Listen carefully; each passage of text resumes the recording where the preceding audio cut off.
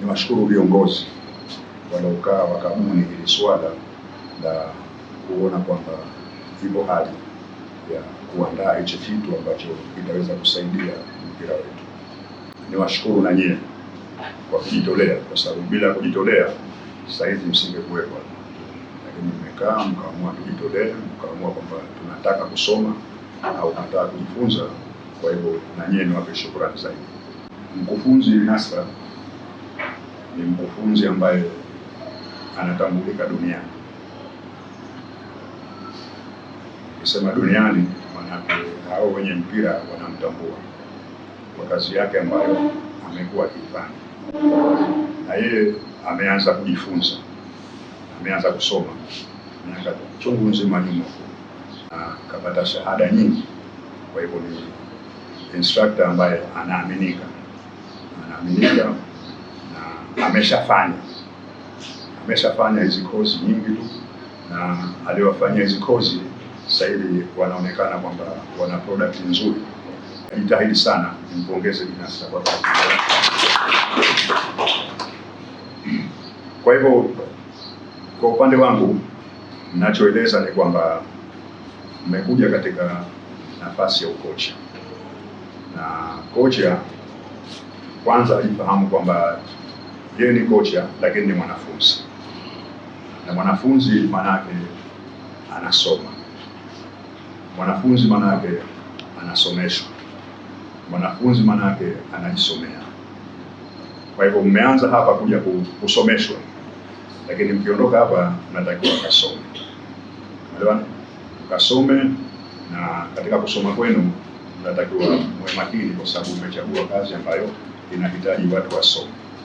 Kama utakuwa husome, basi huwezi kuwa kocha. Kwa hivyo hiyo kazi hiyo msiache. Kwa hivyo mkifanya mambo hayo, ndio mtajikuta kwamba kila usiku kicha mnapata mabadiliko kutokana na msingi ambao mtakuwa mmeupata kuanzia leo kutokana na instructor Nasra. Kwa hivyo hiyo kazi muifahamu kutoka mwanzo. La pili ninalozungumza ni kwamba kocha mnakwenda kufundisha, na mnapokwenda kufundisha mnatakiwa mtengeneze mazingira yenu ya ufundishaji. Bila kutengeneza mazingira ya ufundishaji, kwa hivyo itakuwa ufundishaji wenu utakuwa unakwama.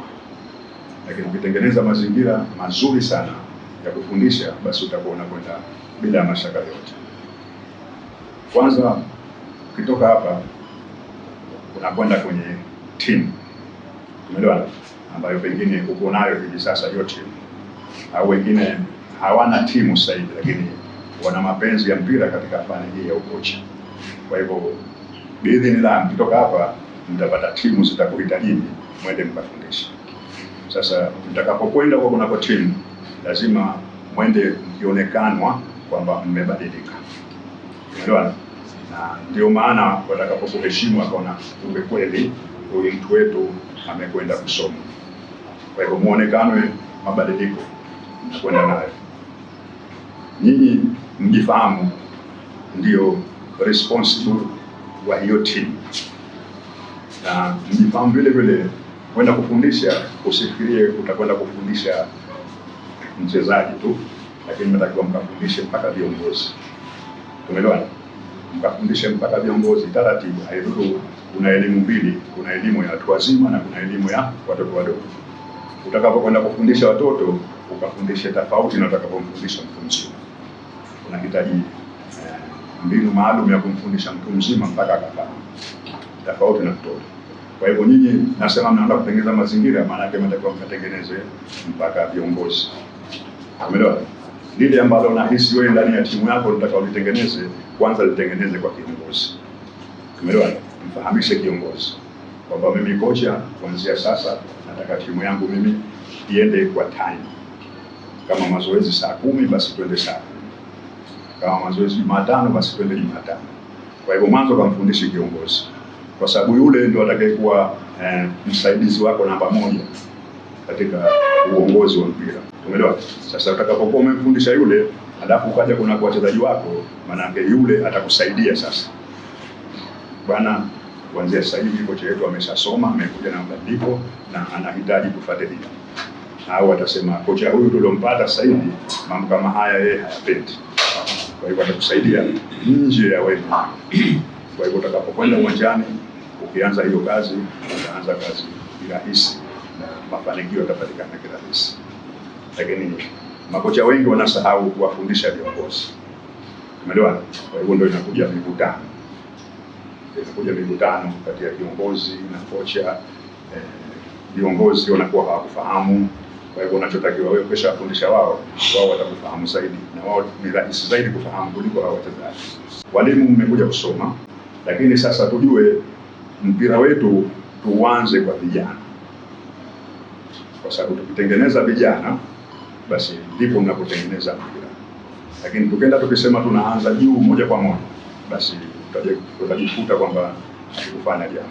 Lakini pasi na kufanya hivyo, ambapo ndio mambo mengi yanaharibika sasa hivi, kwa sababu hatukuwatengeneza tangu chini, hatukuwapa msingi wa mpira. Jitahidi sana, tunarudi katika kufanya hii kazi ambayo tutapata mafunzo yake hapa tulipo. Sasa ukirudi na hilo usilisahau, jaribu kulikumbuka. La tatu, nidhamu. Hatuwezi kucheza mpira vizuri kama nidhamu haipo.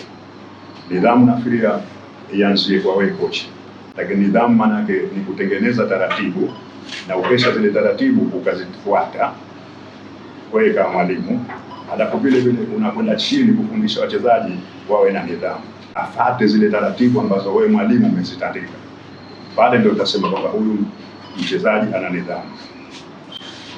Hata ufundishaji, unamfundisha kitu mchezaji.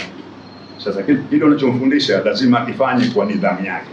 Baada ya hayo machache ambayo nimekusudia nieleze, hivi sasa niko tayari kutamka na neno kwamba hii kozi nimeshaifungua kuanzia sasa.